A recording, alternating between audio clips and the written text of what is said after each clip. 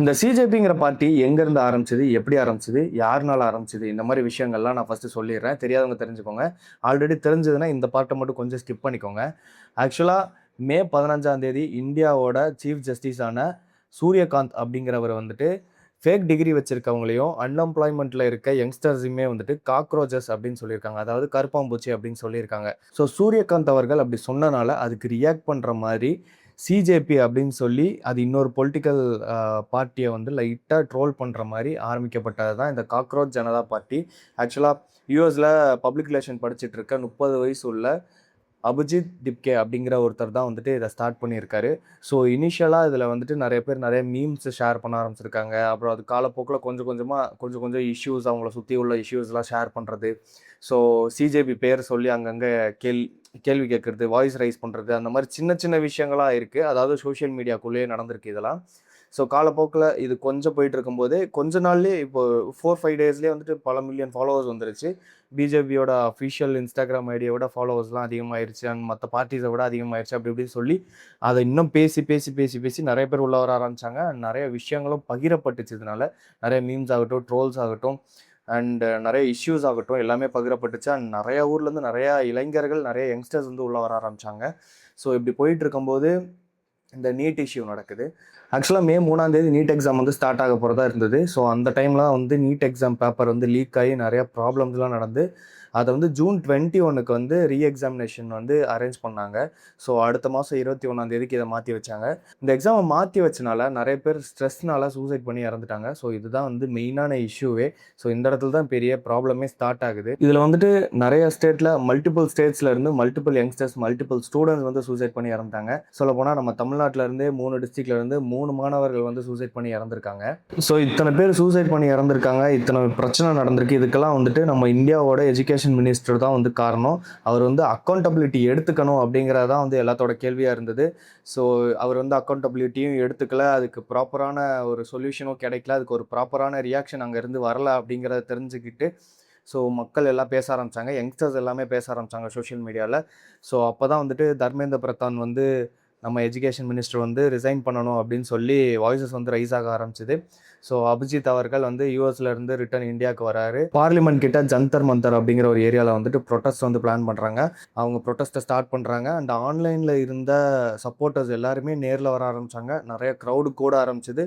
So இந்த protest வந்து almost தெரியாதவங்க தெரிஞ்சுக்கோங்க 1.5 months கிட்ட போயிட்டுருக்கு, மோர் தென் 1 month போயிட்டுருக்கு. ஸோ அந்த ப்ரொட்டஸ்ட் ஸ்டார்ட் பண்ணி கொஞ்ச நாள் போயிட்டு இருக்கும்போது சோனம் வாங்சுக்னு ஒருத்தர் வந்து இந்த ப்ரொட்டஸ்ட்டில் ஜாயின் பண்ணுறாரு. அவர் யாருன்னு பார்த்துக்கிட்டிங்கன்னா, இந்த சோனம் வாங்சுக் யாருன்னு பார்த்துக்கிட்டிங்கன்னா ஒரு இன்ஜினியர். அண்ட் அது மட்டும் இல்லாமல் லடாக்ல இருக்கக்கூடிய என்வரான்மெண்டல் ஆக்டிவிஸ்ட்னு சொல்கிறாங்க. சொல்லப்போனால் தமிழில் நண்பன் படம் இருக்குல்ல, அதில் வந்து ஆக்டர் விஜய் அவரோட ரோல் வந்துட்டு அவங்க கேரக்டர் சோனம் வாங்சுக் கேரக்டர் வந்து இன்ஸ்பயர் பண்ணி எடுக்கப்பட்டது அப்படின்னு சொல்கிறாங்க.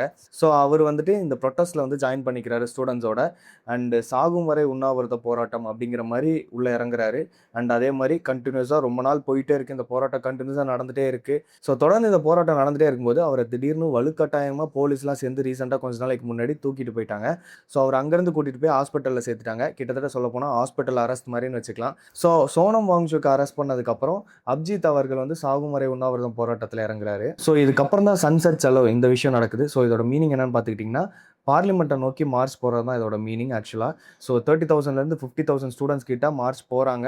ஸோ போகும்போது போலீஸ் எல்லாருமே சேர்ந்து பார்லிமெண்ட்டை சுற்றி பேரிகார்ட் போட்டு டியர் கேஸஸ்லாம், அதாவது கண்ணீர் புகை குண்டுகள்லாம் வந்து ஸ்டூடெண்ட்ஸ் க்ரௌட் சைடு வந்து வீசி அண்ட் லட்டி சார்ஜ்லாம் பண்ணி இந்த க்ரௌடை கண்ட்ரோல் பண்ண ட்ரை பண்ணியிருக்காங்க. ஸோ இந்த மாதிரி பிரச்சனைகள்லாம் நடந்திருக்கு. ஸோ அந்த டைமில் வந்து ஸ்டூடெண்ட்ஸ் யங்ஸ்டர்ஸ்க்கு மட்டும் அடி அப்படின்னு சொல்ல முடியாது. ஸோ போலீஸும் ஈக்குவல் அளவுக்கு வந்து அஃபெக்ட் ஆகிருக்காங்கன்னு தான் சொல்லணும். போலீஸுக்கும் நிறைய பேருக்கு அடி. சொல்லப்போனால் நிறைய யங்ஸ்டர்ஸ், நிறைய பசங்கள்லாம் வந்து துரத்தி போலீஸை தூக்கி போட்டு அடிக்கிறது, இந்த மாதிரி கிளிப்ஸ் எல்லாம் கூட நான் பார்த்தேன். அண்ட் ஸ்டூடெண்ட்ஸுமே வந்து பயங்கரமாக போலீஸ் அடிச்சிருக்காங்க, பயங்கரமாக அடித்து சிரிச்சிருக்காங்கங்கிற மாதிரி கிளிப்ஸ் எல்லாமும் நான் பார்த்தேன். ஸோ நிறைய பேர் நிறைய விதமாக நிறையா விஷயங்களை வந்து சோஷியல் மீடியாவில் பேசிகிட்டு இருக்காங்க. ஒவ்வொருத்தவங்க அவங்கவுங்க பெர்ஸ்பெக்டிவில் பேசிகிட்டு இருக்காங்க. ஆக்சுவலாக இந்த மார்ச் நடத்துறதுக்கும் இவங்களோட டிமாண்டும் என்னன்னு பார்த்துக்கிட்டிங்கன்னா, மொத்தம் 3 டிமாண்ட் வச்சுருக்காங்க. இதில் மொதல் டிமாண்ட் என்ன பார்த்தீங்கன்னா, சோனம் வாங்சுக்கை ஹாஸ்பிட்டலில் இதுலேருந்து ரிலீஸ் பண்ணணும் அப்படின்னு கேட்டிருக்காங்க. அண்ட் அது மட்டும் இல்லாமல் நம்ம எஜுகேஷன் மினிஸ்டரான தர்மேந்திர பிரதான் வந்து உடனே ரிசைன் பண்ணணும் அப்படின்னு கேட்டிருக்காங்க. அண்ட் தேர்ட் டிமாண்ட் என்னன்னு பார்த்துக்கிட்டிங்கன்னா, இந்த நீட் பிரச்சனைனால அஃபெக்ட் ஆன ஃபேமிலிஸ்க்குலாம் ₹1 crore வரை காம்பன்சேஷன் கொடுக்கணும்னு சொல்லி கேட்டிருக்காங்க. அண்ட் நம்ம ஊர்லேயுமே வந்து சென்னையில் ப்ரொட்டஸ்ட் பண்ண ஆரம்பிச்சிட்டாங்க. சிஜேபி தமிழ்நாடு அப்படின்னு சொல்லி அவங்களோட ப்ரொஃபைலும் நான் பார்த்தேன். ஸோ சென்னையிலுமே வந்து போராட்டம்லாம் பண்ண ஆரம்பிச்சிட்டாங்க. அண்ட் தமிழ்நாட்டில் மல்டிபிள் பிளேசஸில் பண்ணியிருக்காங்க. லைக் கோயம்புத்தூர்லேயும் சின்ன லெவலில் லைட்டாக பண்ணியிருக்காங்க. ஸோ எல்லா ஊர்லேயுமே ஓரளவுக்கு இதை பேச ஆரம்பிச்சிட்டாங்க, கேட்க ஆரம்பிச்சிட்டாங்க. என்னை பொறுத்த வரையுமே இது வந்துட்டு இதோட முடியாதுன்னு சொல்லலாம். இன்றைக்கே இவங்க அடித்து வீட்டுக்கே துரத்திட்டாலும், எல்லோரும் வீட்டுக்கே போயிட்டாலும் இந்த விஷயம் இன்றைக்கே முடிகிற விஷயம் கிடையாது. ஸோ கவர்மெண்ட்டுக்கு தெரிஞ்சிருக்கும் ஸ்டூடெண்ட்ஸ், யங்ஸ்டர்ஸ் வந்து எந்த அளவுக்கு இதை வந்து கேட்குறாங்க, எந்த அளவுக்கு இதை வாய்ஸ் அவுட் பண்ணுறாங்க, எப்படி இது மாறுது, எந்த அளவுக்கு இது வெடிக்குது அப்படிங்கிறத வந்துட்டு இந்த இடத்துல பார்த்துருப்பாங்க.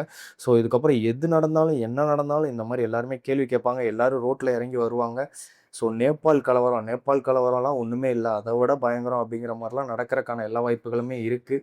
கூடிய சீக்கிரம் இந்த பிரச்சனைலாம் சால்வ் ஆகி ஸ்டூடெண்ட்ஸோட, யங்ஸ்டர்ஸோட டிமாண்ட் எல்லாத்தையுமே வந்து கவர்மெண்ட் பண்ணணும் அப்படிங்கிறத நான் கேட்டுக்கிறேன். ஸோ எல்லாத்தோட ஆசையும் அதுதான். சீக்கிரம் இந்த பிரச்சனைலாம் முடியணும். முடிஞ்ச அளவுக்கு இந்த சேதங்கள் வந்து அதிகமாக இன்னும் பெருசாகிறக்குள்ள, இந்த பிரச்சனை இன்னும் பெருசாகிறக்குள்ள முடிஞ்ச அளவுக்கு இந்த டிமாண்ட்ஸ் எல்லாம் கிளியர் பண்ணி எல்லாமே சரியாகணும், எல்லோரும் ப்ராப்பராக பழையபடி வரணும் அப்படிங்கிறது தான் வந்து எல்லாத்தோட ஆசையும் கூட. அண்ட் எனக்கு தெரிஞ்சதை நான் ஷேர் பண்ணிட்டேன். அண்ட் இதை பற்றி தெரியாதவங்களுக்கு, இதை பற்றி தெரிஞ்சுக்கணும்னு நினைக்கிறவங்களுக்கு இந்த வீடியோவை ஷேர் பண்ணுங்கள். அண்ட் உங்களோட கருத்து இந்த வீடியோவை பற்றி என்ன அப்படிங்கிறத வந்து கீழே கமெண்ட்டில் சொல்லுங்கள். ஸோ நீங்கள் சப்போர்ட் பண்ணணும்னு நினச்சிங்கன்னா என்ன பண்ணுவீங்க அப்படிங்கிறதையும் கீழே கமெண்ட்டில் சொல்லுங்கள். அவ்வளோதான். பாய்.